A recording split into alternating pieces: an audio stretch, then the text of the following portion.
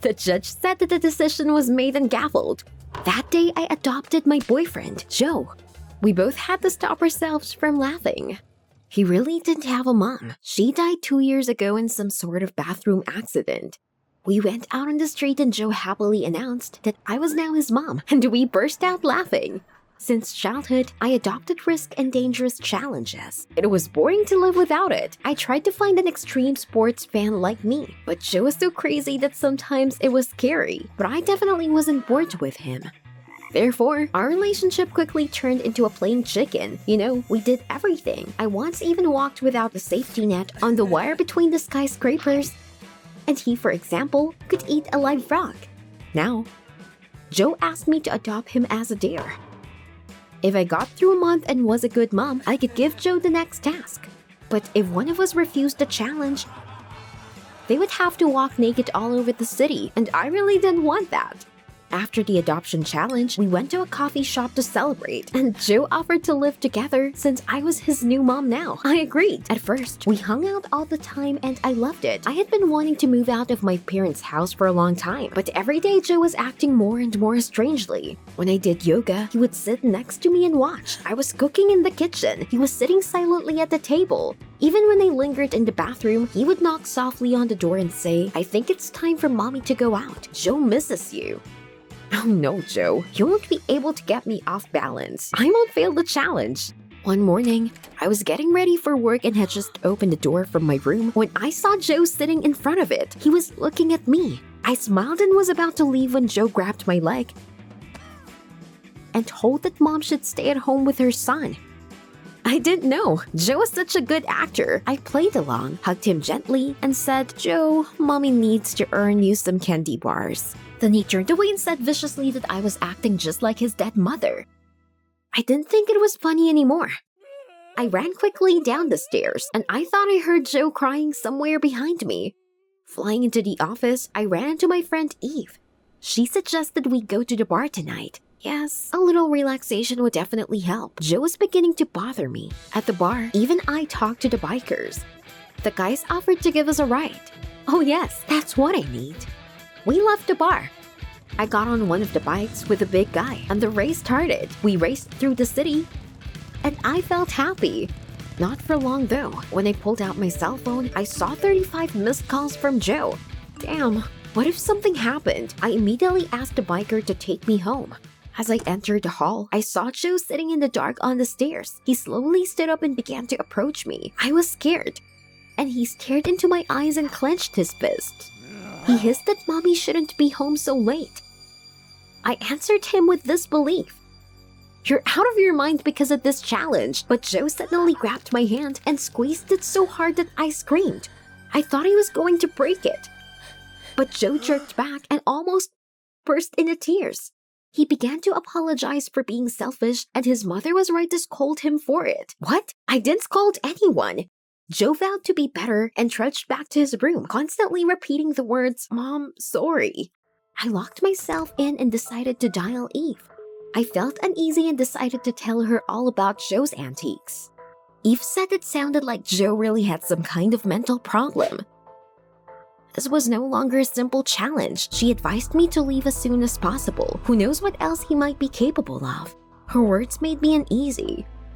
I used to think Joe was just good at acting, but now I was starting to doubt it. I knocked on Joe's door.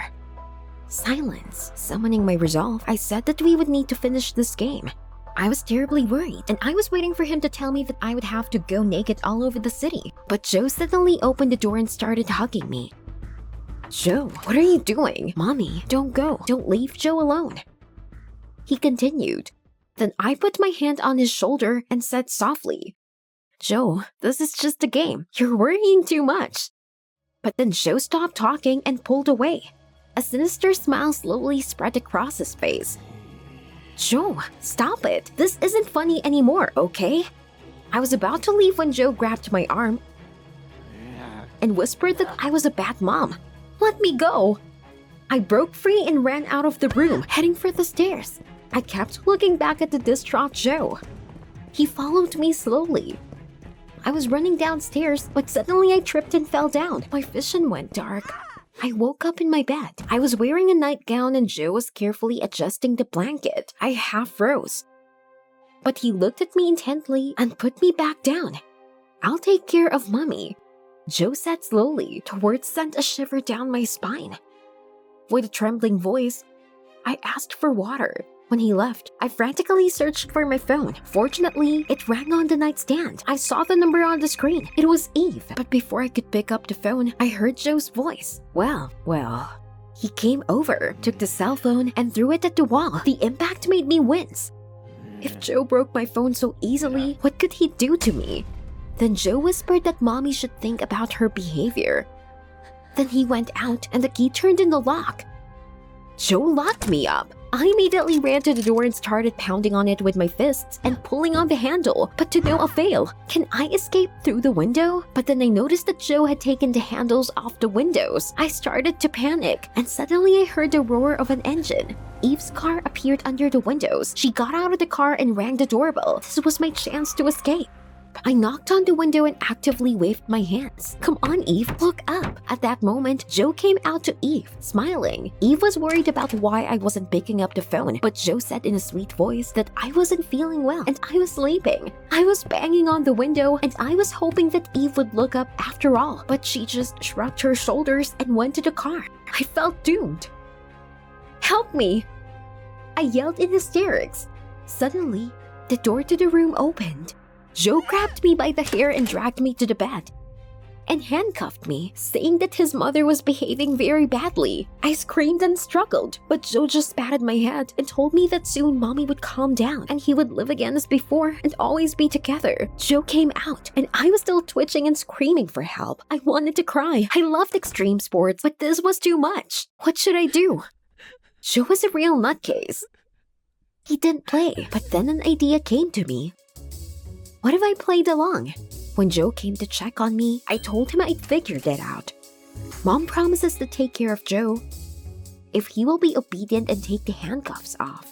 My voice was shaking and my heart was ready to jump out of my chest. Joe thought for a moment, then finally released me and ordered me to feed him. Oh my God, it really worked. We went to the kitchen and I started making him porridge. I looked at Joe and gave him a tight smile. Then I handed him a plate. Joe was very happy, but as soon as he tasted the porridge, he got terribly angry, threw the plate into the wall, and started shouting at me. "You're making porridge with lumps again." I was so scared. "Joe, this is the first time I've made it." But he stared at me and told that Mommy had already made Joe's porridge with lumps. They then had a big fight. His mom fell down and fell asleep in the bathroom forever. What? Fell asleep? Then Joe got up from the table and started walking toward me. Damn, and then I realized Joe had killed his mother. I blurted out that I was going to the bathroom. There I closed the flimsy latch and looked around. Damn it. I had to get out of here. Then I noticed a small window near the ceiling. I tried to open it, but at that moment, the door creaked. Joe was rushing to me, saying in a crazy voice that Mom was too late again. In a fit of hysteria, I tried to smash the window with a mop, but at that moment, Joe burst in and started shouting. He wanted Mommy to play with him. Tears welled up in my eyes. That's it. I'll never get out of here, unless... Then I hugged Joe with trembling arms. Mommy had already made up a game for us. "Joe, you're a brave boy, aren't you?" He nodded thoughtfully. "Prove it to your mom. Take a walk on the ledge of the roof for your mom. Can you?" In horror, I waited for his answer, but he was suddenly happy and agreed. Joe climbed out of the window and onto the ledge, and I watched him. "Come on, Joe. Mommy is proud of you." He looked at me with a smile, and I immediately closed the window and ran downstairs. Without looking back, I hurried to the police station. Tears streamed down my cheeks. The cops listened to me, and we drove back to the house. But when we entered, I was speechless. Joe was covered in bruises and torn clothes. At the sight of the police, he began to cry and pointed at me. "Please don't give me to her." Joe complained that I adopted him just to mock him and even made him walk on the ledge. I interrupted him and started shouting, "No way! Don't believe him! He wanted to kill me." I was so hurt. Of course the cops believed Joe. He played so well. They said that I was deprived of the right to custody and took me to the police station. When they let me go, I went to see Eve. I flinched at every sound, afraid that Joe would attack me. But Joe was gone, and he didn't even show up for the trial, where I was fined and given community service. On the last day of my punishment, I returned to Eve with the news that I was moving to another city. I admitted that no matter where I was afraid every day that Joe would attack me down there. And now I have been living a normal life without adrenaline for 6 months, and I gradually forget those terrible events. I have a job, an apartment, and even a new boyfriend. I was just on my way to a date when I stopped at a traffic light. Suddenly, I saw Joe across the street. He gave me a friendly wave. I was petrified with horror. I knew that the light would turn green, and he would come to me. But a bus passed him. A second later, there was no one on the opposite street. I ran as fast as I could. Did you like the video? Subscribe and like it. Support the channel. Thank you.